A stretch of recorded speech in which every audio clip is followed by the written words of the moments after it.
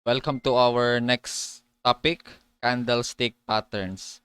So here we will study the bullish candle, bearish candle, and the body parts of the candle. Okay, so this is the body part of the candle. Okay, so candle, first of all, is introduced by the Japanese. Okay, so before we are using different measure, but now we are using the candlestick pattern. This is the most accurate in looking at the data. Okay, so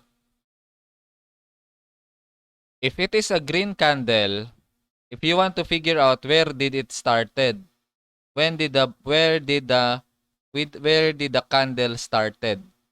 So you will see the open below. Okay, this is a green candle, meaning it is going up. So the opening of the candle is this one. Okay, the starting. And then once it goes down, it becomes red. Okay, it becomes red. Now, the last will be considered the low. This part is considered what we call wick. Okay? This is the real body and then the upper wick and the lower wick. Okay? So this is the low, this is the open, and this is the close. It close and then this is the high. So the candle opened here, then went down, it became red, and then bounced back, went up again, and then bounced so high, and then this is the high, and then it slowly goes down, and then it closes on this time frame and this candle. Okay, so this is the close. So after this close shows the next candle. Okay, so that's how you look at a green candle. Where did it open? In the lower part of the body. Where did it close? In the upper part of the body. Okay. For the red candle, this is a bear candle. It's a picture of going down candle, okay? So where did it open? In the top side. Here, the top of the body, real body. If the bull opens in the low part of the real body, here it opens in the high part of the body. So it opened and then it went up, it became green. And then it touched the high. And then it went down. When it touched here, it became red. So it started the real body, then going down, going down, going down, and then touch the low, and then bounce back. This became the low. So it went up, and then it closed. There it is. So here's the close, here is the open. The other side, here is the open, here is the close. Okay? So I hope it's clear for us. The wick here, the upper part and the lower part, symbolizes the strength. So if it is a green, this wick symbolizes the strength of the bear. Because the bear is trying to sell off, sell, so that it will not be fully green body.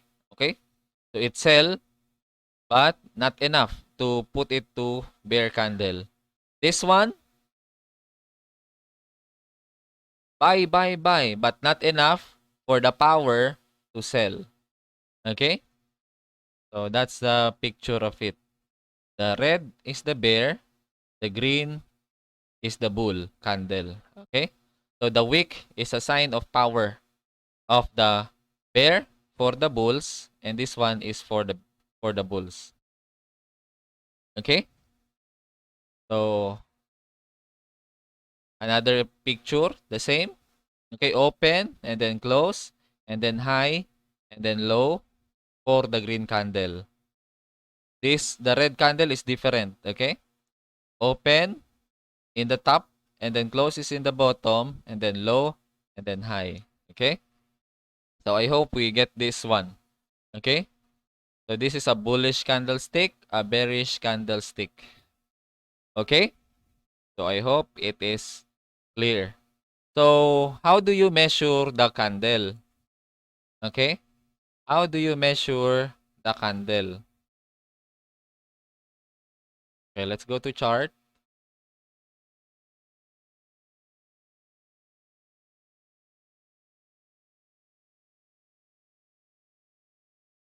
Okay, let's go to chart.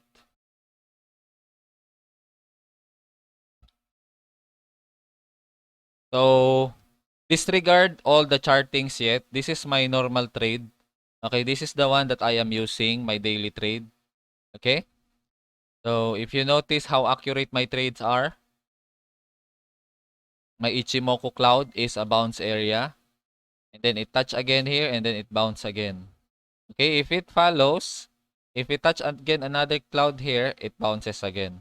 Okay, but this is not the one that I will be teaching you. I'm teaching about the candle. Okay, so focus on the candle first. Example, if you choose 1 day time frame, every candle represents 1 day. Okay? This next candle, it might look short, but that is a 1 day candle. It is a 24 hours candle. This one is 24 hours candle. This one is 24 hours candle. Okay, that is if you adjust it to 1 day time frame. Adjust it to 4 hours time frame. The 4 hours time frame, this candle is a 4 hours time frame. This candle is a 4 hours time frame. This candle is a 4 hours time frame. This candle is a 4 hours time frame. Okay? Are we clear with that? Okay, good. So, the candle is depending on what is your time frame. Okay? So, if your time frame is 5 minutes, then every candle represents 5 minutes. Okay? 5:55, then 6, then 6:05, then 6:10, then 6:15, then 6:20. Okay? So that's how you look at the candle. Okay? Okay, very good. So now, we have seen the body of the candle, okay? I have first explained to you the body parts of the candle. Now, let us look at a very good indicators, which is the candlestick pattern. Now, let's look at some uh, a bullish candle, okay? So, let's look at some bullish candle. Okay, these are candlestick pattern. When we say bullish, it's going up. When it's say bearish, it's going down. Okay? So let's check this one. If you look at this one, this picture, and this picture side by side, you see a bullish pin bar. You see this pin and then this pin bar. It means it's bullish. It means the next candle will be a bull. Okay? A green candle. If you see this candle, this is called bullish harami. If you see a red candle, big red candle, and then a small green candle, it means it is a bull candle. Okay? Let's check some example here. What are we looking for? One red, then one small green. Let's check. One red and one small green. One red and one small green.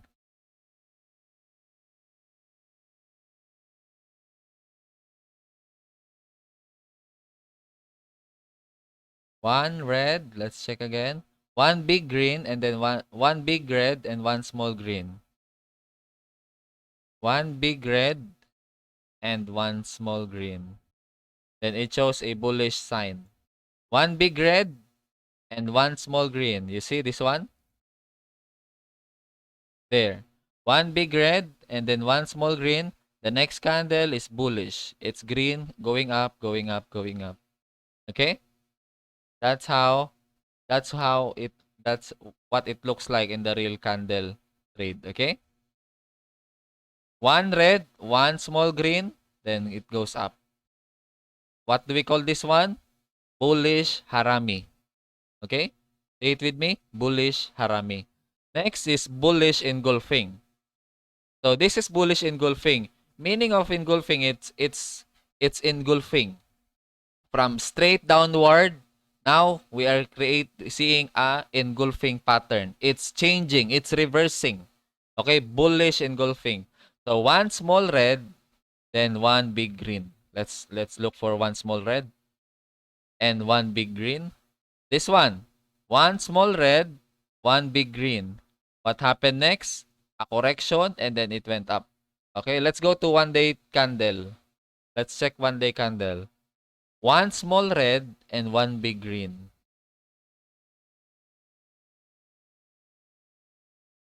One small red here, one big green, it went up, it went up.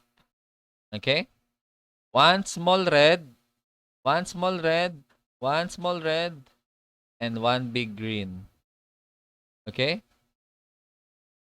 Here, one small red and one big green. It went straight up. Okay? This one, this one. Let me show you. Let me encircle it. One small red and one big green. Okay? So it is bullish engulfing. Here, one small red, one big green. Bullish engulfing. Okay? So I hope this is clear. One small red and one big green. That is bullish engulfing. Let's look at another bullish candle. One small red and then one small green and then one big green. This is morning star. Okay, we call this morning star. Let's look if we can find a morning star. Green, red, red. It's a red, green, green. Okay, for bullish. Red, green, green. Red, green, green. Bullish. Morning star. So red, then green, and then green.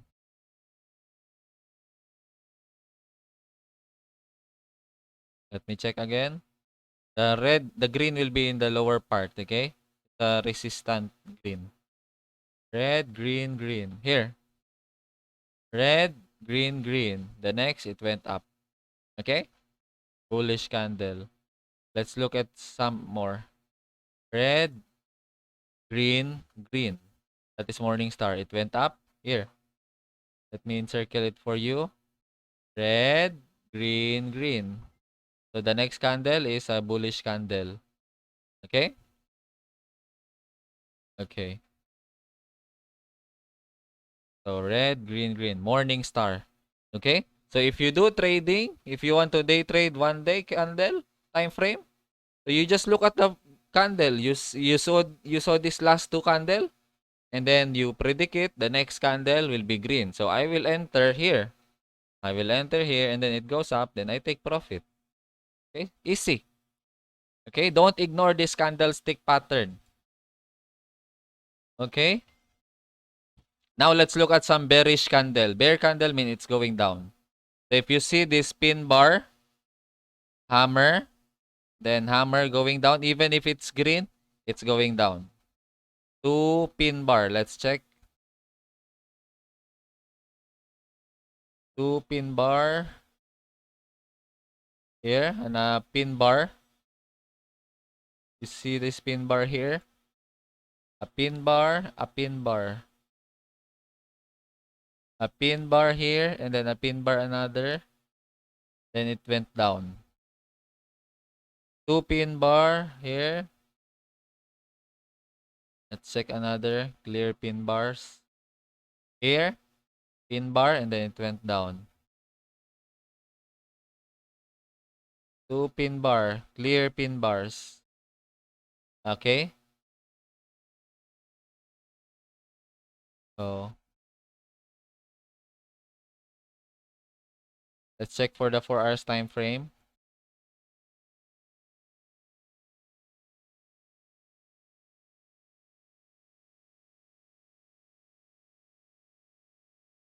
Red and then green.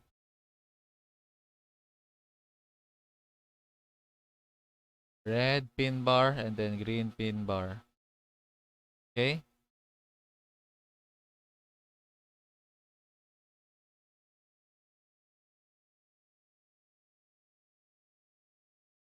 Here, red pin bar, then green pin bar. Then it went down straight. Okay? Here. It went straight down. Okay, so that's how you observe red and green pin bar once it's hammer. Why? Because this one is a show of strength of the bears. The bulls are trying to long the body, buy, but the pressure of the selling bears is so strong that the green was reduced to this small. Okay, so it's called pin. So the next candle will be overpowered by the bears. Okay, it will landslide with the red candle. Bearish harami. So if we found bullish harami, then we have bearish harami. Okay, so one big candle green and then one small candle red. So it's a picture of bear candle. The next candle will be a bear. Okay, let's try to find one big green, one small red. One big green, one small red. Here, one big green, one small red. And then the next candle went down. One big green, one small red, then it went down. One big green, one small red, then it went down. One big green, one small red, then it went down. Okay? One big green, one small red, then it went down. Okay? So it's a clear indicator. Once you study the candle first before studying everything else, study the candle first. And it will give you advantage. 80% of the traders. You have advantage of 80% of the traders. Remember, trading is not about you against the chart. It's about you against the people in the chart. Okay? So every time you win $1,000, somebody behind that chart lost $1,000. It went to you. So it means you need to outwit them. You need to be wiser than most people so that you make money from them. Okay? So you are trading the traders. You are not trading the charts. You are reading their minds. And most of the people are just FOMO, fear of missing out. So they don't study this stuff. So you are advantageous to 80% of the people in the market once you know how to read this candle. Okay? So next is bearish engulfing. One small green, one big red. If it's engulfing, it means it's from the top and now it's going down. It's reversing already. One small green, one big red. Let's find some sample. One small green, one big red. Small green, big red. Okay? Small green and big red.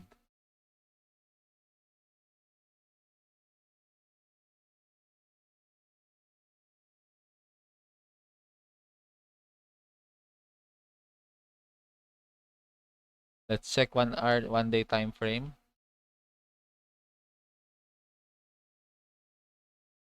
One small green, one big red. Here. One small green, one small green, one big red. Okay? One small green, one big red. Then it went down. Okay? It went up. And then there comes bearish engulfing. It went down. Okay? So that's how you find the bearish engulfing. Okay? The next is evening star. If the bull is morning star, this is evening star. One green, then two red. Bear candle. Okay? Let's check. Let's check some example, real-time example. One green, two red. One green, two red. One green, two red. Here.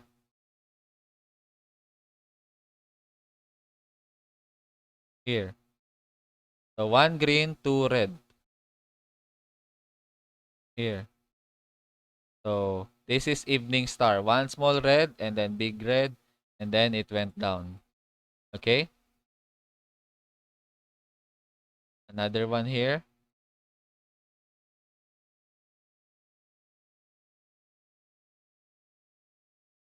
This one.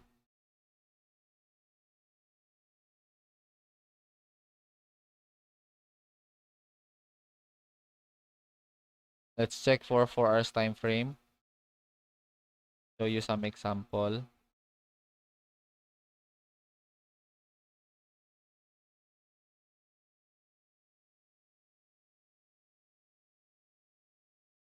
Here. 1 green, 2 red. See that? Very clear. The next candle. Woof. Woof. Woof. Sorry, sorry. So my pets. My pets bark. They thought there's a dog. Sorry. My sound. Okay. So going back. This is evening star. Okay? It's a bearish candle. Okay, so let's check more. So bearish harami, bullish harami. So we have hit here already, okay? Evening star, bear pin, bullish engulfing, we have checked it already. Candlestick pattern, we have checked this already. This one also. This one also. Engulfing, pierce line, hikake. So this one also. 3 white soldiers. If you see a 3 white soldiers, it's still going up. Let's check. 1, 2, 3. 3 white soldiers. The next candle is still going up. 3 white soldiers and it's still going up. Okay? 3 white soldiers, 3 white soldiers. Then it went up. 3 white soldiers and then it went up. 3 white soldiers and then it went up. Okay? That is the 3 candle pattern. So that there's also a inverted hammer. An inverted hammer is a bullish. Okay? So after the bottom, we see a hammer, then it's already a bullish candle. Okay? Inverted hammer. So let's check. Here, inverted hammer. See this hammer? Inverted hammer. Then it went up. Okay? Inverted hammer. Inverted hammer. It went up. Okay? So the hammer, even if it's inverted, even if it looks going down, it went up still. Okay? Because of the power of the bulls. Okay. Okay, so we're done with our candlestick pattern. I hope you learned from our candlestick and you start trading. For a start, you can start a day trading. You can start day trading with 1 day time frame. And then you can make money from it. Okay, you wake up before the stocks open and then you look at the candle. Where is it going? Okay? So if you think you know where it is going, then you can trade it. Okay? Okay. So let's move on to our next strategy, the divergence strategy.